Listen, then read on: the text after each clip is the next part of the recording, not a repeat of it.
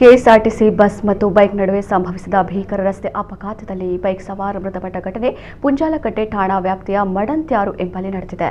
ಪುಂಜಾಲಕಟ್ಟೆ ಪುರಿಯ ರಸ್ತೆಯ electrician Noel Joseph Pinto ಮೃತಪಟ್ಟವರು. ಮೃತರು ಮನೆಯಲ್ಲಿ ಕೆಲಸದವರಿಗೆ ಕಾಫಿ ತಿಂಡಿ ತರಲು ಮಡಂತ್ಯಾರಿಗೆ ಬರುವ ವೇಳೆ ಕೆಎಸ್ಆರ್ಟಿಸಿ ಬಸ್ ಆಟೋ ರಿಕ್ಷಾವನ್ನು ಓವರ್ಟೇಕ್ ಮಾಡುವ ಸಂದರ್ಭದಲ್ಲಿ ಬೈಕಿಗೆ ಡಿಕ್ಕಿ ಹೊಡೆದ ಪರಿಣಾಮ ನೋಯಲ್ ಗಾಯಗೊಂಡು ಮೃತಪಟ್ಟಿದ್ದಾರೆ.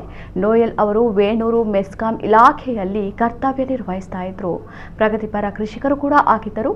ಮೃತರು ತಾಯಿ ಫ್ಲೋರಿನಾ ಪಿಂಟೋ, ಇಬ್ಬರು ಸಹೋದರರು ಸಹೋದರಿಯನ್ನ ಅಗಲಿದ್ದಾರೆ.